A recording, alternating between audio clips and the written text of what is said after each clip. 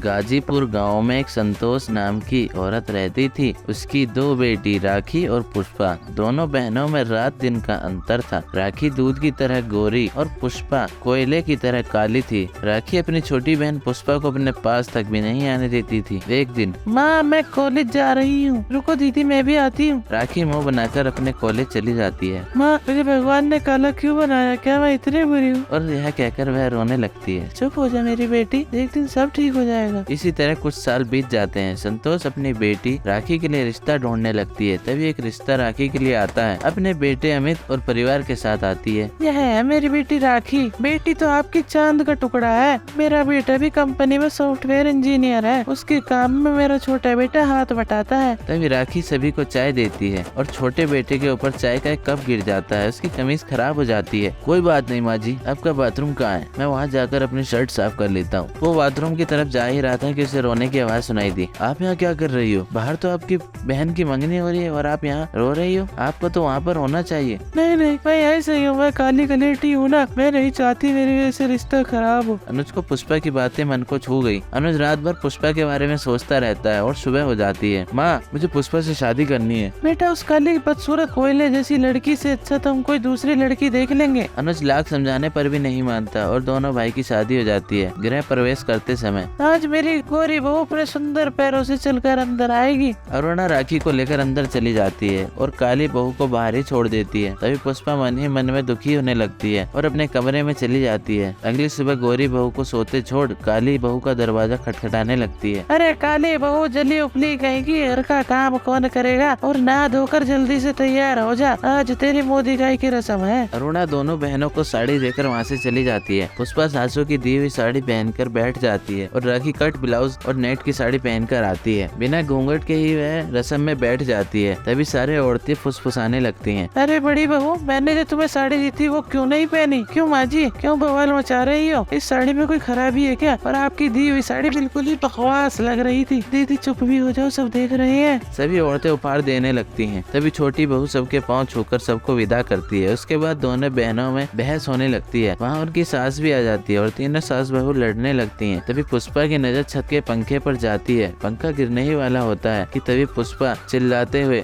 हट जाओ दीदी, हट जाओ माँ, और उन्हें धक्का मारकर वहाँ से हटा देती है। तभी अरुणा और राखी दोनों को अपनी गलती का एहसास होता है और वह पुष्पा से कहती हैं, मैंने तुम्हें कितना बुरा भला कहा, मुझे माफ कर दो। और वह उसे गले से लगाकर सभी मिलजुल कर साथ रहने लगते हैं।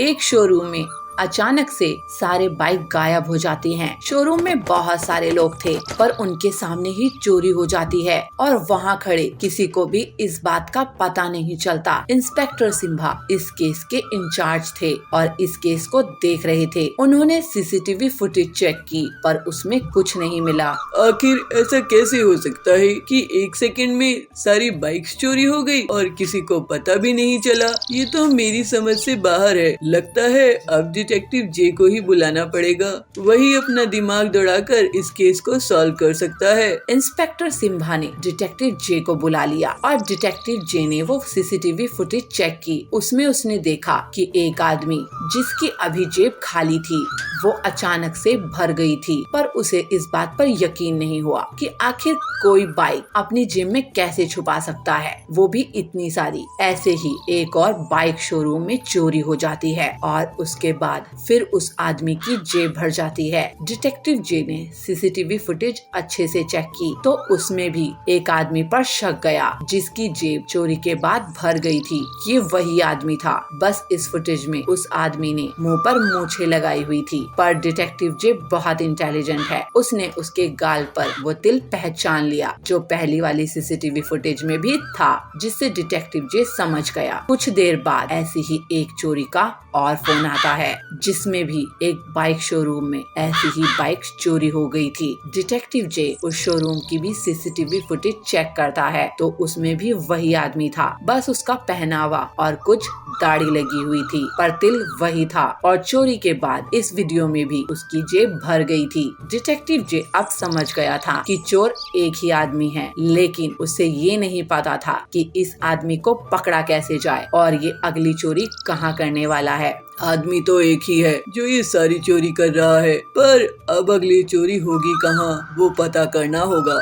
डिटेक्टिव जे ने शोरूम की डिटेल्स मंगाई और एक क्लू उसके हाथ लगा। पहली चोरी हुई 10202 शोरूम में, उसके बाद 10304 शोरूम में, उसके बाद 10406 शोरूम में। इसी से डिटेक्टिव जे समझ गया कि अगली चोरी कहाँ होगी। अगली चोरी 10508 में होगी। डिटेक्टिव जे बिना टाइम वेस्ट किए उस शोरूम में पहुंच जाता है और वो देखता है कि वो आदमी यहाँ भी है, लेकिन तभी अचानक से शोरूम में रखी सारी बाइक एकदम से चोरी हो जाती हैं और उस आदमी की जेब भर जाती है। डिटेक्टिव जे उसके पास जाता है और उसको पकड़ लेता है। वो एक जादूगर था जो किसी भी चीज को छोटा करके अपनी जेब में रख सकता था। डिटेक्टिव जे ने इंस्पेक्टर सिम्बा को वहीं बुला लिया और उसे पकड़वा दिया। अब वो जेल की सलाखों के पीछे पड़ा हुआ है। बांसपुर गांव में पीलू ऑटो रिक्शा चलाती थी। उसका एक बेटा था टिल्लू। टिल्लू स्कूल में पढ़ाई करता था। ऐसे ही एक दिन स्कूल की प्रिंसिपल कोयल मैडम पीलू को स्कूल में बुलाती है। पीलू जी, आप बहुत मेहनत करती है और टिल्लू को पढ़ा रही है, लेकिन आपकी मेहनत पानी में जा रही है। क्या बात है प्रिंसिपल मैडम, आप ऐसा क्यों बोल रही है? देखिए पीलू जी, क्रिसमस पास आ रहा है। सभी बच्चे क्रिसमस की एग्जाम में पास होने के लिए मेहनत कर रहे हैं, मगर आपका बेटा स्कूल में टाइम पास करता है। वो लकड़ी के टुकड़ों से कुछ न कुछ बनाता रहता है। उसका पढ़ाई में मन नहीं लगता है, क्लास में ध्यान नहीं रहता है। ऐसे में वो एग्जाम कैसे पास करेगा? आप उसे कुछ काम में ही लगवा दो, यहाँ उसका कुछ नहीं होने वाला। आप ऐसा मत बोलिए मैडम, वो मेरे जैसा गरीब ना रहे, इसलिए उसे यहाँ पढ़ा रही हूँ। मैं उसे समझाऊंगी। उसके बाद पीलू रात में अपने बेटे टिल्लू से बात करती है। टिल्लू, तुम्हारी स्कूल की प्रिंसिपल मुझे बुलाई थी।